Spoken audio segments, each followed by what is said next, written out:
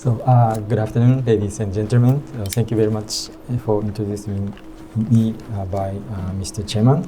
And in these times, I'm very happy to be here for sharing this great important opportunities with you. And I'd like to thank you also for Professor Takara Sensei and his colleagues. And now I would like to introduce our activities following the UNESCO chair programs. And it looks like a little bit different from the former presentations, because our target is historic city, so cultural heritage and risk management. So anyhow, I would like to start. So at first, I would like to show you about the framework of academic discipline in our institute. So before that, so disaster and mitigation is supported by the academic field, by the engineering mainly. On the other side, the conservation of cultural heritage is supported by the historian and humanities and so on. So that we have a very big gap in between the cultural heritage and disaster management. And our Ritsumeikan University also is established in Kyoto City since 1901. And we have more than 47,000 students and 1,900 faculty members. So as that we should do something for this very important culture and historic city for Kyoto. From the viewpoint of the academic research activities. So we try to fill up the big gap between the engineering and humanities. And our purpose is mainly, we have three purposes. One is research and development for this challenging project, and also the human resource development and international contributions. So one of the very important pillars for our activities is this human resource development. And today I would like to introduce you about the international training course for risk management and cultural heritage. And this from 2006 we start this UNESCO chair program. And it's needed more than 20 days now. It's a kind of the summer school, but gradually the term is get longer and longer. And here you can see the theme of our international training course. So at first we start from the discuss about the methodology and earthquake risk management and urban and masonry composite, historic city and the recovery to risk reduction, and territorial settings. And after that, so there's a risk due to fire. So because Japan is a very famous country, so built by wood and paper in historic city and buildings. So fire is very important target for us. And earthquake and flood and climate change. And last year, our theme is how to think about between the immovable and also the movable cultural heritage from the viewpoint of disaster risk management. And now you can see the basic timetable of our international training course. So it needs around 20 days. And the first part, so green colored slot shows a lecture, and the blue color slot shows a workshop, and the orange colors shows discussion and development their work. So our aim is to build a kind of the source or seeds for actual disaster risk management plan for each country and each cultural heritage site. And the first part is mainly using the time for understanding the value of the cultural heritage and risk assessment, and how to prepare or response for the disaster on the case of Kyoto. And in the middle, we put the opportunity as a site visit for museum or actual disaster affected area like Tohoku or Kobe and so on. And the last part is used for the case study project for each participant to build up the source of a base of the risk management plan for each country and sites. And our participant is coming from the both sides. So one is from the cultural heritage professionals like site manager from World Cultural Heritage Site. And of course, the other part is coming from the disaster management professionals like researchers or politicians and so on. So we try to collaborate, make the collaboration in between the different fields, and because each participant have their own challenges or target based on their own culture and country's conditions. So we try to pick up the participants from the both different fields for this kind of the collaborative activities. And now you can see the country which we can invite the participant from. So over last 20 years, 12 years, more than 100 participants from 56 countries have been trained through our international training course. And this shows the increasing number of applicants. So at first we start in 2006. So only 8 persons apply for a course, and of course all the person can pass through. But now, very fortunately, we have more than 250 applicants from all over the world. But because of the budget limitation, so our university is big, but only the private university, so that we should get money from ourselves and also from some donors. Of course, maybe everybody knows that UNESCO can only support us as not the money, but moral support, only the moral support. So as that, we should find another donor. So very fortunately, from 14 to 16, we got the match fund from Toyota Foundations. And but after now, so we should find another donor. So now we are starting the collaborative activities with National Institute for Cultural Heritage. And anyhow, so because of the limitation of our capacity, we have only around 10 participants for every year. So it's our limit. Anyhow, now so you can see the balance of the number of participants from the areas. So most of the participants coming from South Asia and Europe, Southeast Asia, and so on. So anyhow, UNESCO can only support us to choose the persons to think about how to keep the balance in between the, every country and something. So anyhow, we cover more than 50 countries through this more than 10 years activities. And also we invite lecturers for every year's course.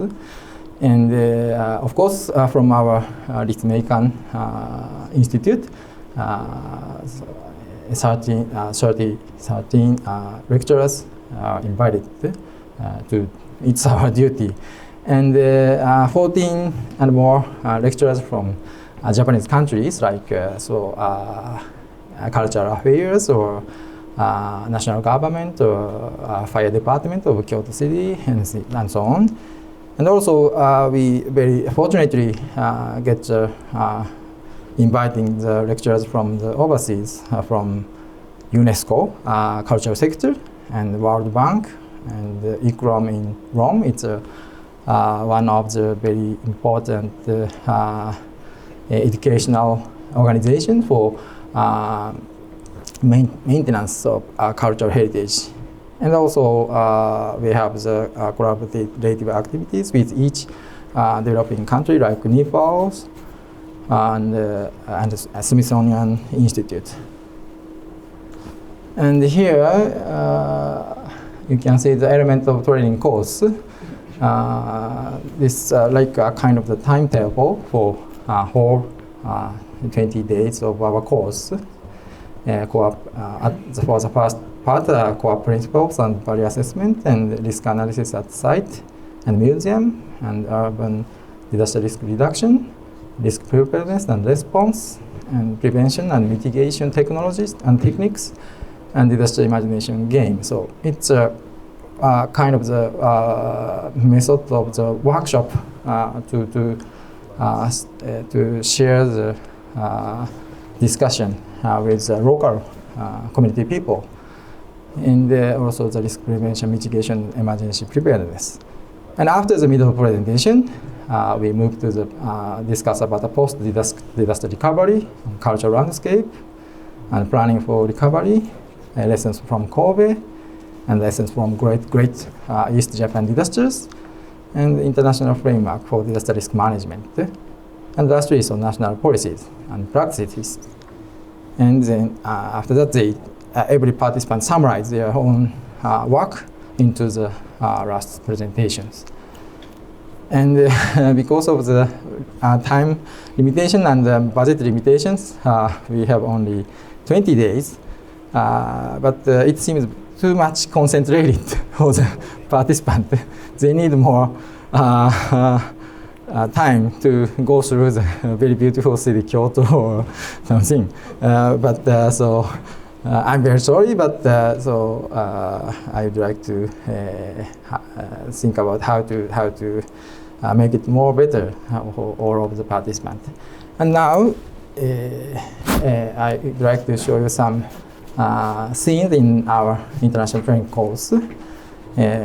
So site visit is very important for our activities. So we have a collaborative activities with Kiyomizu World Cultural Heritage Site, and this one is a Pontocho. So Pontocho is hit by the fire 2 years before, and here is photos in the Kumano-Kodo, the historic route in the mountains areas, and it's also suffered by the landslide and by the typhoons 4 and 5 years before. And also this Kumano shrine is slightly attacked by the landslide because of the heavy rain. Okay. And the next one is movable, for the movable cultural heritage. We fortunately get the support by the Smithsonian and also the Kyoto National Museums. And in the site, the participant can exercise how to treat each movable artifact from the heavy rain situations and so on. Next. Okay. And in the last day of the international training course, we had international symposiums, and within the symposiums, so the selected participant, only 3 participants can make the presentation for the oral for this kind of the international symposiums. And very fortunately, some of our former participants become a very important resource person for teaching for next fiscal year. So like this kind of the cycle, we believe that it should be quite important. And also, we had follow-up activities because so our participants sometimes try to start their own activities in their own site and countries. So they need some help for do some short-term and training course in their own site. So that we very frequently go to the site and make a short-term local training course for the former participant. So we have a site in the Kathmandu, Patan district, and hit by the earthquake in 2015. So at that, we continuously make a research and activities with them. And also through these activities, we published some book or guidebook. So very important one is this training guide. So of course, we have a very limited capacity. So as that, we try to summarize our important part of training course into this kind of the training guide.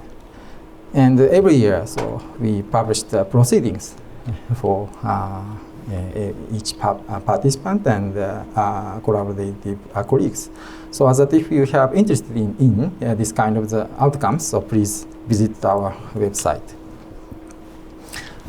And lastly, I would like to show one examples outcomes made by the participant in 2015. So it's this example is for the Netherlands, and in this kind of the situations, so they have a very important historic buildings and natural settings and very important traditional culture. And he tried to make a research about the cultural value for the every part of this site. And also they try to find out what the possibility of disaster risk around the site.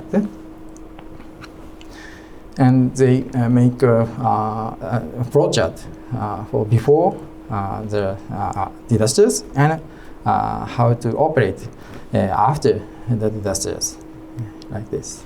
And lastly, he proposed three major pilot projects. So one is so to develop the assessment application to understand the risk of each site and each cultural value. We need volunteer peoples, and so as that they try to develop this kind of the tools, very simple tool to make a research about every part of their cultural heritage site, risk and value. And second one is the emergency response game. So to raise the interest from the local peoples, this kind of the application should be very useful to catch up their interest or for the importance of risk management for cultural heritage. And lastly is the local workshop. So after the disasters, so we should discuss with the local peoples to how to build back better for future with the continuous cultural value for future. Okay, so this is the last slide, and so our activities is in between the protection of cultural heritage and disaster mitigation research. And so if you have kindly so interested in our activities, please visit our website. So and also WENDI project, I believe that so we can make various types of collaboration because for this Japanese historic city, water is very important. So flood is, of course, very serious problems. But in the same time, we need the water for controlling the fire in our local areas also. So as that through our future collaboration, if we can share the information and share the resource person and share the project, we are very happy. So I'm sorry, my English is very Japanese and poor, but thank you very much for your attention. Thank you.